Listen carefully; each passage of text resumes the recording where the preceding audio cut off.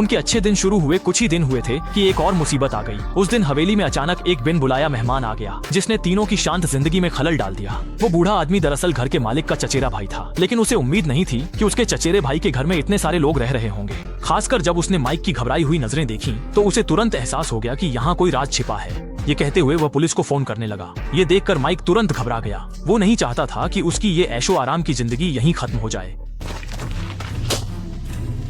उस बूढ़े आदमी को मारने के बाद माइक तुरंत घबरा गया। वो गुस्से में आकर एक कातिल बन गया था। लेकिन जब वो लगभग पागल होने वाला था, तभी पास खड़ी लौरा उसे लगातार दिलासा देने लगी। उसने माइक से कहा कि इसमें उसकी कोई गलती नहीं है, गलती तो उस बूढ़े की थी जो दूसरों के मामले में टांग अड़ा रहा था। जब माइक शांत हुआ तो लौरा के कहने पर उसने जल्दी से उस बूढ़े आदमी की कार को एक पार्किंग में लगा दिया और फिर रात के अंधेरे का फायदा उठाकर उस बूढ़े की लाश को ठिकाने लगा दिया। सब कुछ ठीक होने के बाद वे तीनों फिर से अपनी शांत और खुशहाल जिंदगी जीने लगे। लेकिन ये खुशी ज्यादा नहीं टिकी। कुछ ही दिनों में लौरा को फिर से फोन आया। सफाई वाली बहुत हिम्मत वाली थी, जो मालिकों के बाहर जाने पर उनकी जगह पर कब्जा कर बैठी और चुपके से हवेली को अपना बना लिया। इतना ही नहीं, उसने एक भटके हुए जवान जोड़े को भी अपने साथ रहने के लिए बुला लिया, ताकि कोई उसके साथ ऐशो आराम की जिंदगी जी सके। लेकिन दूसरों को धोखा देकर जीने वाली ये जिंदगी ज्यादा नहीं चलने वाली थी।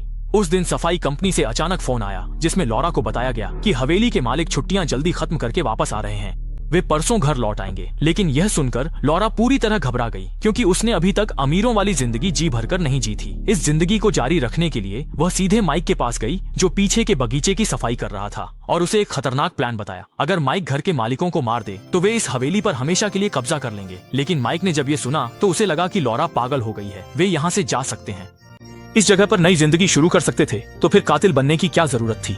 पर लौरा को लगातार दबाव बनाते देख माइक ने फौरन ये बात अपनी पत्नी को बता दी। लेकिन उसकी पत्नी इस मामले में बिल्कुल भी पड़ना नहीं चाहती थी, और उसने माइक को समझाया कि वो कल जाकर एक बार फिर लौरा को मनाने की कोशिश करे। क्या पता वो उन दोनों के साथ यहाँ से जाने के लिए मान जाए। अपनी पत्नी की ये बात सुनकर अगली सुबह माइक लौरा के पास गया और उसे अपने और अपनी पत्नी के इरादे के बारे में बताया। पर उसकी हैरानी का ठिकाना नहीं रहा जब लौरा फौरन ही उन दोनों के साथ जाने के लिए तैयार हो गई। ये सुनकर माइक खुशी से झूम उठा, और इसके तुरंत बाद लौरा के बार बार कहने पर उन तीनों ने एक फेयरवेल डिनर करने का फैसला किया। इस डिनर के बाद उन तीनों का इस हवेली से कोई लेना देना नहीं रहेगा। हालांकि वो थोड़े उदास थे, पर साथ ही तीनों अपने आने वाले कल के सपने भी देख रहे थे। उन्होंने तय किया कि वो अगली सुबह ही निकल पड़ेंगे, बिना किसी मंजिल के। जहाँ मन करेगा वहीं रुक जाएंगे, जहाँ भी कोई अच्छी जगह दिखेगी बस वहीं कुछ वक्त के लिए बस जाएंगे। और इस तरह हंसी खुशी के माहौल में उनका वो शानदार फेयरवेल डिनर खत्म हुआ। अगली सुबह घर का मालिक टैक्सी लेकर वापस अपने घर पहुंचा, पर अंदर आते ही सामने का नजारा देखकर वो पूरी तरह से सन्न रह गया। कमरे में न सिर्फ हर तरफ सामान बिखरा पड़ा था, बल्कि वहाँ जड़ से मरी हुई 3 लाशें भी थी। असल में लौरा का यहाँ से जाने का इरादा नहीं था। खुद को इस जगह की मालकिन बनाने के लिए वो मरते दम तक यहाँ से नहीं जाना चाहती थी। यहीं ये फिल्म खत्म होती है।